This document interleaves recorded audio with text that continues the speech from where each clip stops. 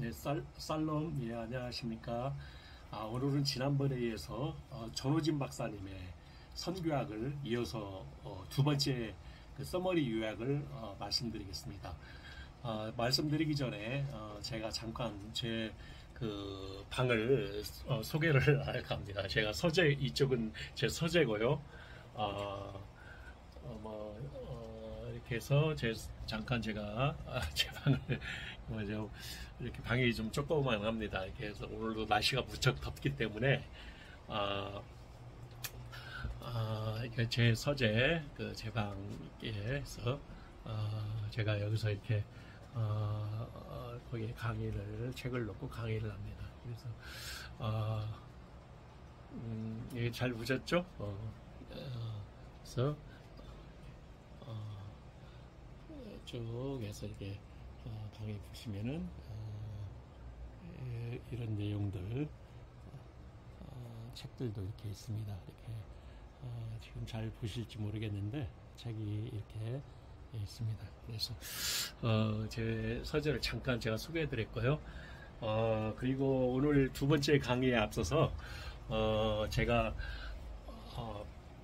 그 조기삼 박사님을 좀 소개해 드릴까 합니다. 조기삼 박사님을 소개해 드릴까 합니다. 조기삼 박사님은 최근에 작년에 그 현대사회의 다문화 선교에 대한 그 책을 쓰셨는데요. 그러니까 두 번째 판이죠. 현대사회의 다문화 선교라는 제목으로 책을 쓰셨어요. 그래서 제가 잠깐 이렇게 보여드리면은 지금 보실지 모르겠네요.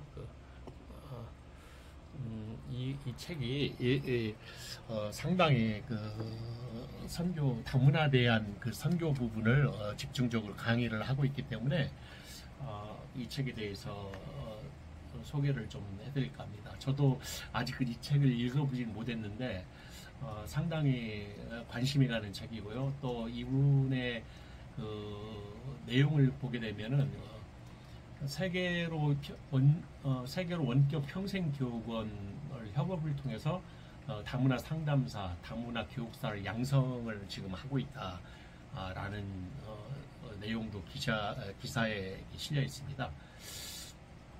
나중에 제가 한번 이분 교수님을 조기삼 박사님을 제가 한번 만나볼 예정이고요. 이 책에 대한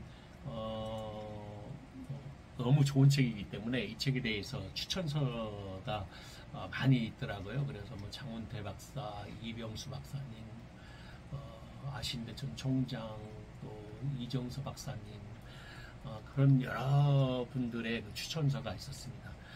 제가 이제 오늘 또 역시 마찬가지로 이 선교학 두 번째 서머리를 제가 진행할 텐데, 오늘은 교회와 선교에 대해서 말씀드릴까 합니다. 그리고 선교와 에큐메니칼 운동, 그 다음에 선교사의 소명과 자격.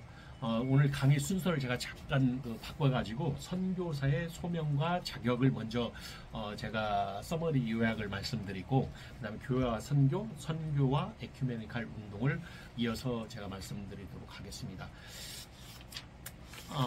선교사의 자격을 선교사의 소명과 자격을 말씀드리기 앞서, 선교란 복음 전파는 궁극적으로 하나님의 일이지만 사람을 통해서 이루어진다. 그래서 선교란 선교사 없이는 불가능하다라는 걸 전제를 하고 있습니다.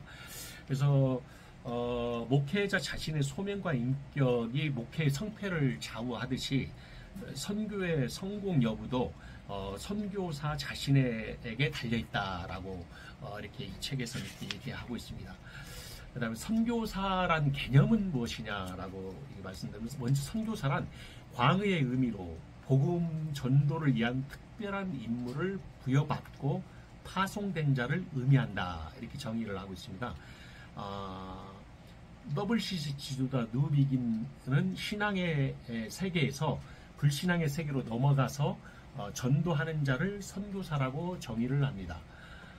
선교사란 또한 하나님으로부터 메시지를 받아 전달하는 사자로서 전도, 교회 설립, 양육의 특수한 목적을 위하여 신적 권위를 부여받아 파송된 자를 라고 정의를 하고 있습니다. 선교사는 예수 그리스도의 복음의 사자로서 예수와 교회의 권위로 파송되어 하나님의 나라와 문화의 종교의 경계를 넘어 복음을 전파하여 사람을 구원하며 제자를 삼고 또 그리스도의 명령과 사도의 모범을 따라 교회를 세우는 일이다라고 이렇게 얘기하고 있습니다. 국내에서는 국내 전도자를 선교사로 간주하자는 그런 제안도 있습니다. 또 다른 의견으로서는 사무엘 로엘이라는 분은 선교사란 문화적 국경을 초월하여 전도하도록 부름을 받은 사람에게 적용돼야 한다라고 주장을 하고 있고요. 피터 와그너는 복음 증거의 목적으로 다룬 문화권에서 일하는 기독교 일꾼을 선교사라고 정의를 한다라고 얘기하고 있습니다. 랜덤 하우스 사전에서는 선교사란 교회가 어느 지역, 특히 새 지역이나 외국으로 전도 활동을 위하여 파송한 사람을 말한다라고 이렇게 정의를 랜덤 하우스 사전에서는 그렇게 정의를 하고 있습니다. 선교사의 소명과 선발에 대해서 말씀드리도록 하겠습니다. 선교사의 소명과 선발, 콜링. 다른 분야에서 일하는 선교사는 특수한 소명을 요구를 하고 있습니다. 바울은 이방인에게 자신은 이방인의 전도자로 부름을 받았다고 바울은 그렇게 얘기를 하고 있죠. 사도행전 9장 15절에는 바울 자신 스스로가 이방인에게 전도하는 사도가 된 데에 대하여 하나님께서는 아나니에게도 말씀하셨어요. 이 사람은 내 이름을 이방인과 임금들과 이스라엘 자손들 앞에 전하기 위하여 택한 나의 그릇이라 라고 성경 사도행전 9장 15절에 그렇게 말씀하고 있습니다. 선교사는 일반 신자와 목사와는 다른 분야에 속하기 때문에 어떤 특수한 소명의식이 있어야 합니다. 자, 특수한 소명이라고 하는 것은 성령에 의한 확신이라는 점에 주관적이라는 것입니다. 언더우드는 자기 마음속에 인도의 선교사로 가야겠다고 소명을 확신하였으며 아펜젤러는 역시 신학생 시절에 일본 선교에 관심이 있었고 또 선교사로서 소명을 느꼈다라고 얘기하고 있습니다. 신자의 복음 사업을 위한 전문직으로의 소명을 느꼈다고 주장할 때도 교회는 그 주관적 소명을 인정하고 공적으로 그 직분에 임명해야 그 소명은 효력을 발생하는 것이다 라고 얘기를 하고 있습니다. 그래서 소명은 타인에 의한 인정과 교회나 선교회의 부름이 반드시 있어야 한다는 것입니다. 자, 바나바가 그를 안디옥 교회로 데려왔으며 안디옥 교회는 바나바와 바울을 선교사로 임명하여 파송하였습니다. 사도행전 11장 26절에 교회가 바나바와 바울을 선교사로 임명해서 파송했다는 점을 기억을 해야 됩니다. 교회나 타인의 지명을 받았다. 근래에 많은 신학 선교학자들이나 선교 실무자들은 이러한 성경 원리에 근거하여 어떤 지원제보다는 임명제를 택하는 것이 더 바람직하다는 원리로 그렇게 해석을 하고 있습니다. 자, 지원자를 파송할지라도 그의 소명과 자격은 모두 교회가 관찰하고 인정한 후에 파송을 해야 한다는 것입니다. 이때 교회라는 것은 어떤 일부의 개교회를 얘기하는 게 아니고 어떤 노회, 지방의 대회, 총회 그런 어떤 교단의 전체적인 얘기를 교회라고 여기서는 정의를 하고 있는 것입니다. 목사로 청빙받은 후에 그 교회가 파송하는 형식을 취하는데 이것은 대단한 바람직한 절차라는 것입니다. 개교회에서 목사로 적당하다는 인정을 받지 못하는 자가 선교사가 되는 데는 모순이 그래서 있는 것입니다. 중국 내지 선교부 OMF 오버시어 미셔너리 벨로십 외에 그리스도의 전권대사 죄머라는 얘기도 나오고 보냄을 받은 자일 뿐만 아니라 메시지를 가지고 보냄을 받은 자 선교사라는 그렇게 정의하는 분도 있고 또 사전트라는 감독은 선교사의 자격으로 뭐 그리스도를 사랑하는 자, 사람을 잘 사귀는 자, 친절한 사람을 들고 다치 감독은 온전한 인격, 진지한 태도, 우정, 겸손, 배우는 태도, 확실한 신앙, 감수성 그런 9가지를 들기도 하고 허드슨 테일러도 나옵니다. 그 다음에 선교사의 자격은 영적 기능면에서 말씀을 드린다면은 첫째 영적 자격을 들 수가 있습니다. 선교사는 영적으로 성숙한 자라야 하는 것입니다.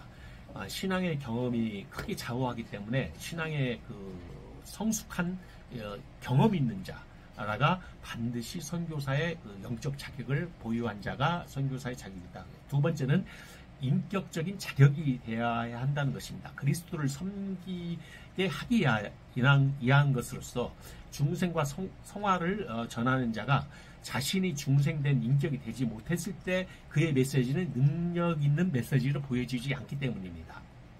자, 세 번째는 선교사는 학문적인 자격이 있어야 된다는 것. 자기 분야에서 최소한 전문 지식을 요구하고 있다는 것입니다.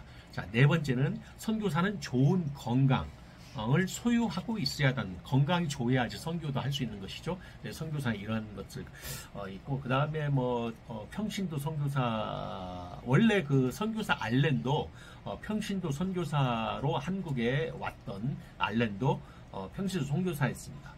대부분 평신도 선교사, 무브루스 자비량 선교사도 있는데 바울이 대표적인 자비량 선교사이겠죠. 그런 장단점이 있습니다. 선교에 대한 부분은 이 정도로 하고, 제가 이제 그 선교사의 오늘 자격, 소명, 또 어떤 선발에 있어서 또 그런 것인데, 선교사는 특수한 어떤 소명의식이 있어야한다는 거, 꼭 기억을 해놨으면 좋겠습니다. 어떤 복음 전도를 위한 특별한 임무를 부여받고 파송된 자를 의미한다는 것입니다. 선교사는 다시 정리를 하면 그렇게 선교사의 소명과 자격은 이 정도로 정리를 하고요. 그 다음에 제가 오늘 말씀드린 교회와 선교에 대해서 이어서 말씀을 드리도록 하겠습니다. 교회와 선교, 여기 교회, 첫째 선교의 주체는 교회이나 혹은 교회 밖에 자발적으로 구성된 선교회 등의 문제가 있습니다. 교회와 선교에서 있어서요. 중요한 문제는 이때 교회는 아까 제가 말씀드린 대로 개교회, 노회, 대회, 총회, 이 포괄적인 의미의 교회를 말씀드린 겁니다. 한국 교회는 교회 밖에 기독교 기관이나 선교회가 긴장과 갈등 관계에 있다라고 이렇게 얘기를 하고 있습니다. 교회는 교회 밖의 선교단체에 대한 선교에 대해서 어떤 기관이 선교를 한다는 것에 부정적인 시각을 갖고 있지만 사실 이들 선교단체들이 오히려 선교가 더 적극적이다는 것, 기존의 교회보다 선교 밖의 파라처치인 그 선교단체가 더 적극적이다라는 것입니다. 자, 현대 선교신학은 여러 가지 견해가 있는데 그 주체가 교회냐 선교회냐 이 두 가지로 나눠지고 있습니다. 그래서 선교회 국제기구인 국제선교회 International Missionary Council IMC로 된 국제선교회가 있고요. 개혁교회에서는 당연히 교회의 선교회를 애속시키지만 복음주의 교회에서는 교회와 선교회를 분리를 하고 있다라는 얘기입니다. 자, 라프 웰터라는 부분은 모달리티, 소달리티라고 그렇게 구분을 했습니다. 선교는 본질적으로 하나님의 사역이지만 사람을 수단으로 사용한다라고 이렇게 라프 웰터는 이렇게 정의를 하고 있습니다. 파라처치라는 소달리티라고 이렇게 정의를 한 대표적인 선교에 대한 신학자죠. 그 다음에 윌리엄 캐리, 이방인을 개종시키기 위한 수단을 사용해야 할 신자의 의무다라고 이렇게 얘기를 하고 있습니다. 신앙 선교회, 신앙 선교회의 대표자는 허드슨 테일러가 있습니다. 자, 허드슨 테일러는 중국 내지 선교회, 차이나 인랜드 미션을 창설을 한 인물입니다. 이 선교회는 1949년 중국에서 철수하여 해외 선교회, 오버시아 미셔너리 펠로십으로 개편되어 본부를 싱가포르에 설치했는데 한국에도 수많은 선교사들이 활동하고 있으며 이 선교회를 통하여 한국교회는 해외로 선교사를 파송을 지금 하고 있는 입장입니다.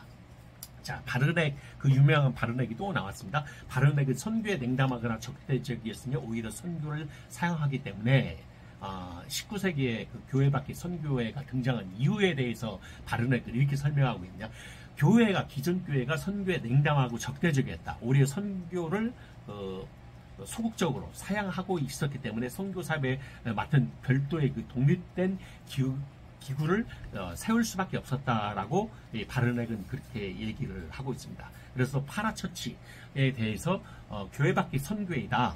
웰트의 주장대로 미국의 경우 1969년에는 교회와 관계된 선교회는 53%, 그 다음에 교회 밖의 선교회는 47%였는데 미국은 1975년 넘어서 교회가 직접 선교하는 경우는 41%, 교회 밖의 파라처치는 59%, 거의 60%가 교회 밖의 선교회로 미국은 그렇게 계속 증가하고 있다는 추세입니다. 일부 장로교회와 개혁파교회의 부정적인 견해를 지금도 갖고 있는 시각을 갖고 있습니다. 이 파라처치에 대한 선교는 장로교회나 개혁파교회는 부정적인 시각을 갖고 있다는 것입니다. 찰스 하치도 나오고 바빙크 교회도 나오고 그렇습니다. 미국 기독교 개혁파 선교학자인 해리보어 유명하다고 그랬죠. 해리보어와 바빙크와 동일한 입장을 갖고 있는데요. 성경적으로 말하면 선교회는 비정상적이다. 그러나 선교회는 축복된 비정상이다. 자, 성경적으로 말하자면 선교회는 비정상적이다. 왜 그냥 파라처치이기 때문에. 그러나 선교회는 축복된 비정상이다 라고 이렇게 정의를 하고 있습니다. 여기상 그렇게 지적한 바와 같이 선교는 교회에 속한 일이지만 선교회는 교회에 속하여 교회와 지도를 통제를 받아야 하는 것이지만 그러나 선교회는 축복된 하나의 비정상이다 라고 이렇게 얘기를 하고 있습니다. 자, 미시오데이, 에큐메칼 선교, 세상을 위한 교회 그렇게 얘기를 하고 있는데요. 이제 국제선교회, 아까 얘기했던 인터내셔널 미셔너리 카운셀, IMC 이런 내용이죠. 저도 이번 그 필리핀 관련 한국 그 교단과 필리핀 교단 간의 그 명칭을 필리핀 코리아 미셔너리 커뮤니티 펠로십 또는 카운셀 또는 컨퍼런스, 그러니까 필리핀 코리아 미셔너리 컨퍼런스 그렇게 명칭을 같이 그렇게 명칭을 지으려고 그렇게 계획을 하고 있습니다. 1961년 WCC 뉴델리 총회에서 통합이 실현됨에 따라서 선교 IMC와 교회 WCC가 흡수되고 말았다. 근데 피터 와그는 이것을 선교의 바벨론 포로라고 표현을 했다. 그러니까 선교의 역할이 좀 부족하기 때문에 WCC가 흡수 통합을 시켰다. 그리고 WCC가 통합함에 따라서 좀 더 사회주의적인 그런 어떤 복음의 어떤 그런 그 전도에 대한 전파가 아니고 사회주의적인 개혁운동 또 뭐 해방신학이나 대중신학이나 그런 사회주의 운동으로 변질이 됐다라는 게 좀 안타까운 일입니다. WCC가 그 세계 선교회를 흡수 통합을 시켰다라는 얘기죠. 그 다음에 교회와 선교의 관계.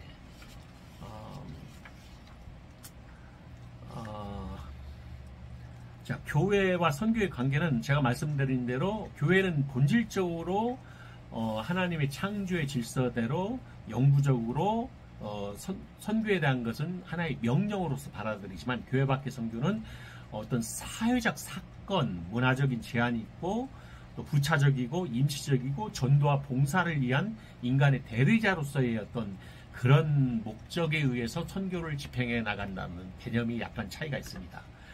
그래서 보어가 지적한 바와 같이 선교회는 축복된 비정상이다. 아까 말씀드린 대로 보어는 하리보어는 축복된 비정상이다라고 이렇게 얘기를 하고 있습니다. 자, 현실적인 부분을 제가 잠깐 언급을 해. 그러면 자발적 교회 단체가 왜 생겼는가?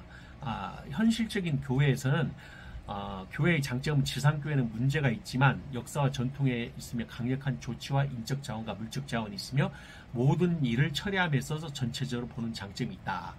자발적 교회 단체가 왜 생기는가? 왜 자발적인 교회 단체가 왜 생기는가? 여기에 제도적 교회가 하나님이 세우신 그리스도의 몸이지만 지상에 존재하는 유형교회는 완전 교회가 되지 못하며 또 교회가 교회로서 모든 기능을 수행하지 못하는데 그 원인이 있습니다. 어떤 점에서 오늘날 예수 그리스도의 복음의 가장 큰 장애물은 제도적인 교회입니다.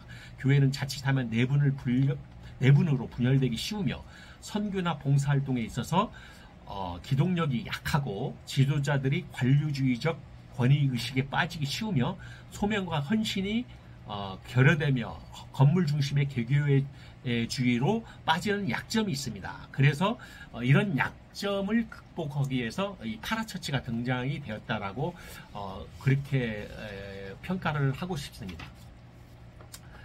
자, 그러나 이 한국 독립단체 선교연합회라는 단체가 있는데요.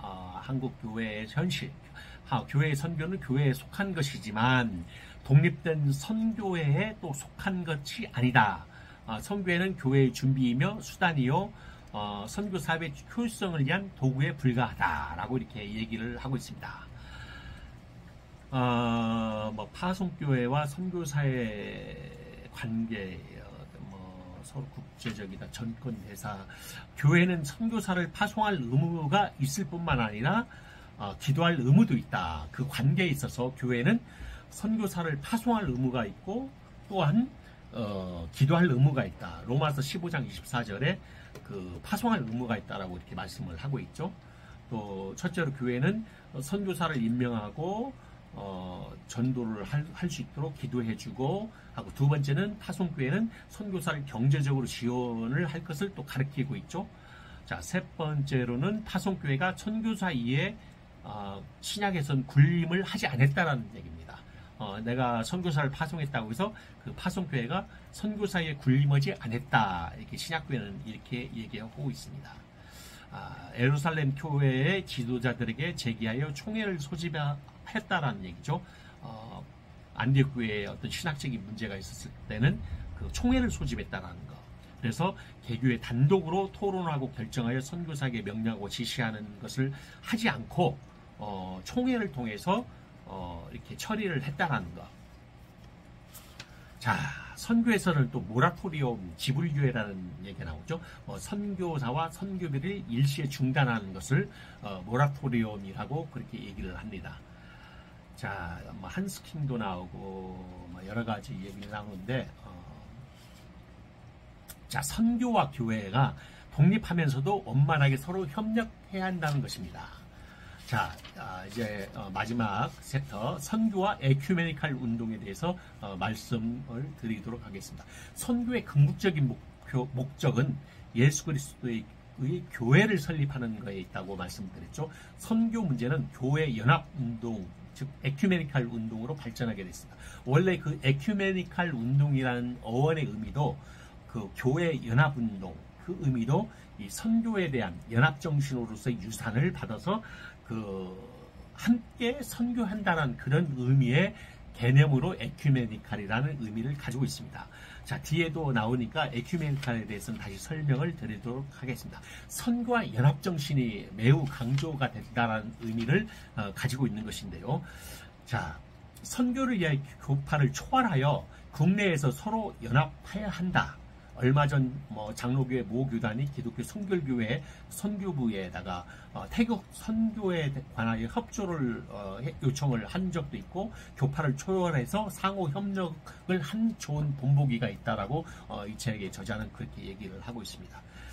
자, 서로 연합하고 협력하는 방법은 선교사 훈련, 선교에 관한 정보 교환, 선교 회의, 여러 가지 방법이 있습니다. 1984년 11월 초교파적으로 조직된 한국 복음주의 선교학회, 또 선교 단체들의 연합 기구인 한국 기독교 선교단체 협의회, 선교사 훈련을 초교파적으로 함께 선교 훈련을 하였다는 좋은 그 선교 운동의 열매이기도 합니다.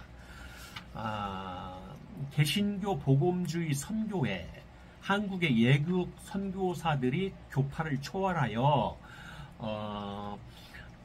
제네럴 카운슬 오브 프로테스탄트 에벤젤리칼 미션 오브 코리아를 창설을 한 적이 있습니다. 개신교 복음주의 선교회를 창설한 적도 있습니다. 그리고 선교지에 대한 어떤 지역에 대한 할당의 문제가 있는데요. 커미티 시스템, 굉장히 중요한 부분, 어떤 연합에 있어서 어느 지역은 어느 교단에서, 어느 총회, 어느 교단 지파에서 하고, 또 어느 지역은 어느 교회에서 선교를 담당을 한다. 이런 어떤 지역 할당제라는 것도 있습니다. 자, 펜테코스트에 관한 그와 같이 선교 단체에 대한 세계 선교 단체 협력의 중요성을 역설을 한 것이 있습니다. 우리는 지금 선교의 국제화 시대에 돌입하고 있다. 세계는 좁혀져 가고 있다. 세계는 바야흐로 민족주의에도 불구하고 서로 교환하는 세계가 되어가고 있다. 국제화의 인정, 선교는 바로 이러한 방향으로 나가야 한다. 북미 선교단체나 제3세계 선교단체는 양편 모두 서로의 관계를 유지해야 한다. 이러한 관계는 협력 정신과 확신과 상호 인정 가운데서 가능하다. 펜테코스트라는 분은 이렇게 얘기를 하고 있습니다. 자, 아까 제가 말씀드린 에큐메니칼 운동의 동기와 시작. 에큐메니칼이라는 용어는 교리 문제로 인한 교회의 분쟁을 해결하기 위하여 모인 교회 회의를 말하는 것입니다. 원래 교리 분쟁을 해결하기 위해서 서로 교회의 회의를 말하는 그 용어가 에큐메니칼이라는 용어를 사용했습니다. 원래 에큐메니칼은 말 자체가 우주, 사람이 거하는 세계라는 의미의 그 헬라어를 갖고 있는데요. 여기서 파생되는 그 의미를 갖고 있습니다. 그래서 WCC 에큐메니칼 운동만을 생각하는 경향이 대부분 사람들이 WCC 에큐메니칼 운동만을 생각을 하고 있는데요. 대부분 경향이 그렇게 생각하고 있는데요. 복음주의 에큐메니칼 운동도 있다라는 것이죠. 화란과 미국의 개혁주의 교회들이 개혁파 에큐메니칼 대회도 있었고, 맥킨타이어가 주도한 국제 기독교 협의회, 또 미국 복음주의 협의회도 있었습니다.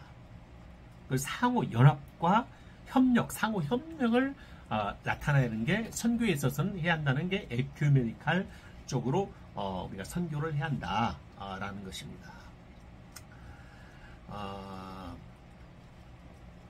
자, 서교교회의 부흥운동은 한국교회가 신앙의 내면화로 나가는 것과는 반대로 선교운동이라는 외면화로 나타났다는 것입니다.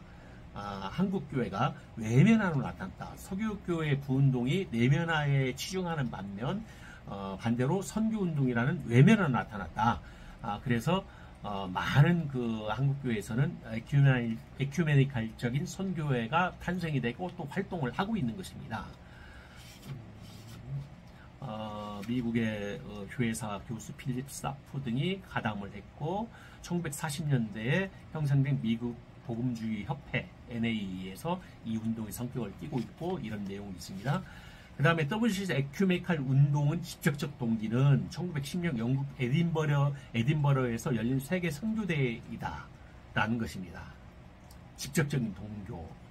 자, 여기서 우리가 일본의 기독교는 전 인구의 1%에 불과하다는 것입니다. 이 기독교인이 1%의 아주 극소수의 기독교인이 일본이라는 것입니다. 그래서 19세기 서구 선교사들이 연합활동을 한국보다 더 강하게 연합해서 일본 선교에 대한 전략으로서 그렇게 상호 연합 활동을 했다라는 것이죠. 19세기 서구 선교사들은요, 그런 사례를 우리가 들 수가 있습니다. 자, 미국 감리교회 감독인 브렌트는 하나님께서 우리가 기대했던 것 이상으로 이제까지는 분열된 기독교 국가들을 쓰셨으나 지금은 분파주의의 죄와 비극을 알 때라고 하면서 연합운동이 선교에만 국한될 것이 아니라 교리 문제와 의식 및 기독교 생활에까지 확대될 것을 제창을 했다라는 얘기입니다. 자, 세계 국제선교회 IMC는 WCC와 별도로 존재하다가 선교는 교회의 기능으로 교회에 속해야 한다는 신학사상과 1950년대의 하나님의 선교 미시오데이 사상의 등장으로 1961년 뉴질리 총회 때 WCC에 합병되고 말았습니다. 1950년 미시오데이로 인해서 IMC 국제선교회가 WCC에 통합이 되었다는 것이죠. WCC 에큐메니칼 운동의 문제점은 대부분 정치적인 선교를 한다는 것입니다. 그래서 WCC 에큐메니칼 선교가 이런 문제점이다. 정치 선교. 어떤 IMC 61년도에 IMC를 통합하면서 사회 봉사활동을 앞세운다든가 정치, 경제, 사회 문제에 관심을 지극히 드러내면서 심지어 UN 토의에서도 비슷할 정도로 유엔에 토론한 그 토의 내용과 WCC의 그 토의 내용이 거의 뭐 흡사하게 비슷할 정도로 그런 문제점을 WCC 에큐메니칼 운동의 문제점이 있습니다. 뭐 기독교화, 성시화 운동이라고 하죠. 크리스찬니제이션, 성시화 운동도 나타난 문제점이 있죠. 1970년대 WCC는 개인 구원보다 사회 구원을 앞섰다는 것입니다. 그래서 해방 신학을 거의 공식적 신학으로 채택할 정도였다는 것입니다. 포괄적인 게 문제가 있다는 얘기죠. 자, 이제 마무리를 하겠습니다. 미국 교회 수많은 교파에도 불구하고 선교사는 교파의 발생적, 역사적, 문화적, 성경적 배경을 먼저 우리는 이해를 해야 됩니다. 미국은 수많은 인종의 이민자로 구성이 되어 있습니다. 이들은 자기의 문화, 언어, 교회 배경 때문에 아무 교회나 가입할 수가 없는 입장입니다. 예를 들어서 한국 이민자들이 앵글로 섹슨 계통의 백인교회에 가서 동화되거나 또는 문화와 언어의 장벽 때문에 교회에 출석하고 같이 섬긴다는 건 현실적으로 불가능한 것입니다. 미국 교회의 선교에 의해서 형성된 한국 교회는 다른 나라에 가서 선교할 때 우리가 배운 미국식 교파주의를 선교지에 그대로 실천해서는 안 된다는 것입니다. 여기서 주의할 것이 내가 미국식에서 교파주의를 배웠기 때문에 그 해당 선교지에 가서 그대로 실천은 불가능하다는 겁니다. 왜냐하면 문화가 틀리기 때문에 선교사는 통합적인 단일교회의 분파교회 사이에서 조직과 균형을 잘 유지를 해야 한다는 것입니다. 자, 중요한 내용인데 선교 활동에서 선교사는 자기에 속한 교회의 교리, 정치, 의식을 무조건 절대시화한다든가 배타적인 자세로 선교를 해서는 안 된다는 것입니다. 자기 교리와 특정 사상이나 생활을 지나치게 강조를 해서도 안 되고 선교지에서 분리를 조장하거나 선동하면 그 분리주의 때문에 선교사나 선교교회가 피해를 입게 되는 것입니다. 선교사가 교파주의나 분리를 잘못 가르치면 선교지 교회는 사소한 문제로 스스로 대화를 통하여 해결하지 아니하고 무조건 분리하는 태도를 취하게 되는 것입니다. 또 교회들이 진리 문제는 상관없는 사소한 감정이나 이해관계로 분리될 수도 있다는 것입니다. 주의할 것이 선교는 선교지의 문화와 의식구조를 먼저 철저히 파악을 해야 한다는 것입니다. 이게 굉장히 중요한 핵심입니다. 선교는 그 해당 선교지의 문화, 그 나라의 문화, 그 사람들 생활 습관을 먼저 의식은 어떤 것인지 구조를 파악을 하고 접근을 해야 한다는 것입니다. 이게 가장 중요한 것입니다. 그 한 나라의 문화가 다 틀리기 때문에 그 A라는 문화의 그 선교에 대한 어떤 사상적, 역사적, 문화적 배경을 그대로 언어에 그대로 이 선교지에 적용을 시키면 안 된다는 얘기를 이 책은 강조하고 있습니다. 그래서 선교사가 가르쳐줘야 할 중요한 교훈은 교회의 보편성, 사랑 안에서 교제와 연합, 기독교의 기본 진리, 파송교회의 신학 논쟁이나 정치적 형태가 아니라는 얘기입니다. 선교사 가르쳐야 할 중요한 교훈이 보편성과 사랑 안에서 교회와 연합, 기독교의 기본 진리이지 절대 파송교회의 신학적 논쟁이나 정치 형태가 아니라는 얘기입니다. 왜냐하면 개혁주의 교회는 신학적으로 학문적이요, 교리는 논리적이요, 체계적입니다. 개혁주의 신학은 교육 수준이 높은 사람들에게 인기가 있고 접학하지만 감정적이고 교육 수준이 낮은 사람에게는 수용이 어렵다는 것입니다. 자, 신비주의, 열광주의 강한 아프리카나 그런 계통에 있는 나라의 문화에 있는 그 나라를 충분히 이해를 해야 된다는 것입니다. 해리보어도 이렇게 얘기를 하고 있는데요. 해리보어도 그 연합정신에 있어서 먼저 그 나라의 문화를 이해를 하고 접근을 해야 한다라고 얘기를 하고 있습니다. 반사회적, 반국가적 그런 의심을 경계를 사게 되면은 그 선교지에서는 많은 선교에 대한 핍박이 오게 돼 있습니다. 사실, 아사야에서, 어떤 오순절에게 대한 계통이 그 선교를 전략적으로 이해하지 못하고 핍박을 받은 사건들이 사실 그 연합 오순절 교단의 그 엘튼 버나드 당시 그 여의도 집회에서 그런 박정희 정부 시절 때 그런 사례가 있습니다. 그래서 아마 그게 선교적인 그 미스였지 않느냐. 사전에 그 문화를 충분히 이해하지 못하고 접근을 하다 보니 그런 어떤 부분에 대해서 정부에서 허가를 받지 못하고 오히려 더 선교의 그 걸림돌로서 큰 그 방해, 큰 그 어떤 제동을 거는 그렇게 선교를 확대시키지 못하는 그런 일들이 과거에 있었던 걸로 저는 기억을 하는데요.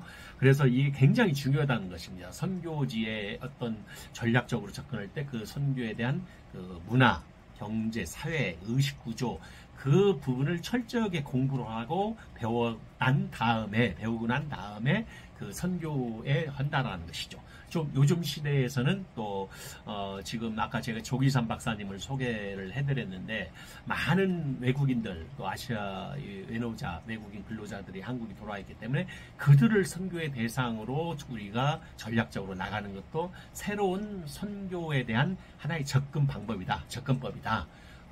그렇게 지금 이 책에서는 이 조기삼 박사님의 현대사회의 다문화 선교라는 책에서는 그렇게 얘기를 지금 하고 있습니다. 이 책 반드시 읽어봐야 할 좋은 책으로 생각합니다. 이 전우열 박사님의 제자, 전호진 박사님의 제자, 조기삼 박사님의 책입니다. 그래서 선교사는 처음부터 연합정신을 가르쳐야 한다는 것. 연합의 기초는 반드시 또 성경적이어야 한다는 것. 항상 연합해야 한다는 것. 그래서 선교사는 반드시 연합정신, 연합의 그 기초는 성경적이어야 한다는 것을 해야 합니다. 성경은 진리, 사랑, 연합, 교제 이 모두를 우리는 가르쳐야 한다는 겁니다. 하나님 안에서 연합, 요한복음 19장 23절과 같이 에큐메니컬 운동. 그래서 연합은 성령의 역사이다. 성령의 교제의 영이라고 부르는 오순절의 성령이 성도들에게 역사할 때와 같은 성령의 역사 운동이다. 그래서 오순절적인 그 선교의 패턴을 우리는 가져가야 한다. 제 개인적으로도 21세기에 우리가 대비해서 아시아 쪽의 선교의 전략은 사도적이고 오순절적인 선교의 전략으로 접근을 해서 예수 그리스도의 복음을 전도해야 한다는 그런 내용을 저는 생각을 하고 있습니다. 그래서 지난번에 그 하리보의 그 어떤 그 성령의 운동으로 말미암아서 일어나는 선교는 성령의 운동이다라고 정의를 내린 그 부분에서는 저는 굉장히 동의를 하는 것입니다. 자, 진리 안에서의 연합, WCC 에큐메니칼 운동은 결국 WCC 에큐메니칼 운동은 교리를 분열시키고 사랑은 연합하게 한다는 슬로건을 내걸었지만 교리 문제를 기피를 해가지고 극우적으로 열광적 신비주의에 이르기까지 지나친 진리 없는 연합운동의 위험으로 빠져들었다는 것이죠. 그래서 상당히 에큐메니칼 WCC의 에큐메니칼 운동, 그러니까 에큐메니칼 자체는 나쁜 것은 아닌데 WCC 에큐메니칼 운동은 잘못된 방향으로 갔었다. 그래서 사도행전 2장 41절에 의하면 저희가 사도의 가르침을 받아 서로 교제하며 떡을 떼며 기도하기를 전혀 힘쓰니라고 했는데, 자, 에베소 4장의 교훈에서도 하나님도 하나요, 성령도 하나이다. 원 갓, 원 홀리, 원 지셔스. 우리가 이런 내용으로 패턴을 가지고 교파의 일치성 안에서 고린도서 12장 12절 말씀에 따라서 기독교의 근본질 이미 우리는 하나가 되어 있다. 그 연합의 원리, 연합을 강조하는 것은 예수 안에서 이미 나타나 있는 연합을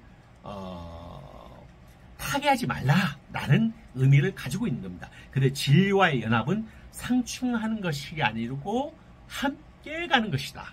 그래서 제가 말씀드리고 싶은 것은 우리가 진리 안에서 연합적인 선교의 전략을 펴나가야 한다는 것.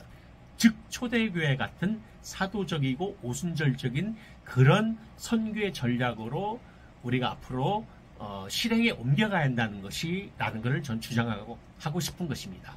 에큐메니칼이 실패, WCC 에큐메니칼이 실패에 그대로 본받지 말고 성경적인 연합 안에서 진리 안에서 우리는 이 선교적인 전략을 나가야 한다는 것입니다. 오늘 이상과 같이 오늘도 한 40분, 지금 딱 40분인데요. 40분 강의를 서머리를 했는데요. 중요한 얘기를 오늘 많이 했습니다. 그래서 선교의 연합정신이 중요하다. 그동안에 많은 실패가 있었지만 선교에 있어서는 연합하는 데 있어서 상당히 다른 총회나 교단과 같이 선교의 전략적으로 연합하고 지역 할당제 또는 내지는 그 진리안에서의 연합을 통해서 더 이단적인 선교에 대한 그런 그 적그리스도나 이단적인 선교를 우리가 예방하고 방지하고 서로 연합해서 나가야 한다는 거, 그게 굉장히 중요한 전략인 것 같습니다. WC 에큐메니칼 운동의 문제점도 거론을 했고요. 또 선교사의 소명과 선발에 대한 것도 말씀을 드렸습니다. 이상과 같이 제가 오늘 서머리 두 번째 순서를 마치도록 하겠습니다. 다음 주 세 번째는 선교와 문화, 토착화 문제, 또 기독교와 타종교, 선교 변증학, 또 선교와 전달, 변정학도 중요하고, 그 다음에 선교에 대한 그 토착화 신학, 토착화 문제, 선교에 대해서 토착화에 대한 그 상관관계에 대한 굉장히 중요한 것을 가지고 있습니다. 그래서 제가 다음에 또 선교의 토착화에 대해서는 또 요약해서 또 이렇게 영상으로 올리도록 하겠습니다. 들어주셔서 감사합니다. 다음 주에 뵙도록 하겠습니다. 감사합니다. 에이레네, 안녕히 계세요.